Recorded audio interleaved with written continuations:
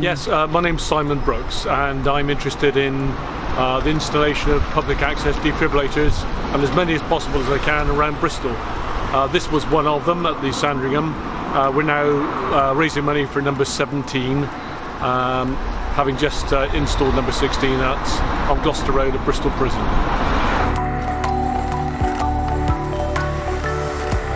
Certainly this one at the Sandringham has been used, and that's why we're here today. And it was used to bring somebody back. A guy performed CPR on a guy that collapsed with a cardiac arrest, and used this particular machine, administered 2 shots when the machine told him to, and brought the guy back before the ambulance crew arrived. So that was very, very good and a great outcome.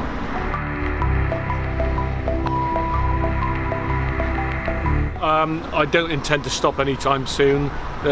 Bristol has a very, very poor distribution of public access defibrillators, and I'm happy to work with anybody that's willing to help or happy to promote them in any way.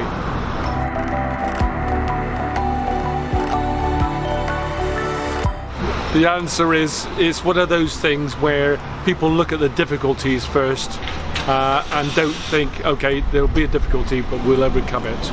So there are people interested, but we need to have more people interested. We need to get communities interested in raising money for one of these, at about £2,000, because they're for a community benefit, and that benefit's there 24 hours a day, 7 days a week.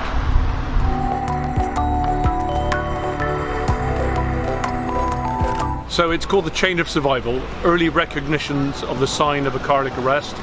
Somebody collapses, they're not breathing, they're not moving, perhaps they're going blue. Call for help immediately. Alright, so I'm going to go down, I'm making sure that this guy is actually unresponsive at the stage. I've opened the airway at arm's length because of COVID. The guy's not breathing. I need to call for help. I'm going to ring 999 on my mobile phone, and I'm going to put it on loudspeaker so the operator can give me instructions. While I'm doing that, I will ask people to go and get the defibrillator. If there's a public access defibrillator nearby, this will give the guy maximum chances of survival. In the meantime, I will place a cloth over the person's mouth and nose and start compressions. Hands in the center of the chest, compressing 1/3 of the depth of the chest, 2 per second. In the meantime, somebody goes to get the defibrillator. Sorry, when they arrive at the defibrillator, they need to tell the 999 operator where they are, and they will tell them the code to get the machine out. I then remove the machine. We come back then with the public access defibrillator, go to the patient. Somebody that meanwhile must be doing compressions all the while, because that gives the person a chance of survival. When somebody collapses, they've got up to 5 minutes oxygen in their blood. By compressing the chest, you will allow that person to have the circulation of blood, and the oxygen will go to vital organs. We get back to the defibrillator, we stick the pads on. The patient's chest is bare. Remove the white square package. And you can hear the machine will give you instructions on what to do.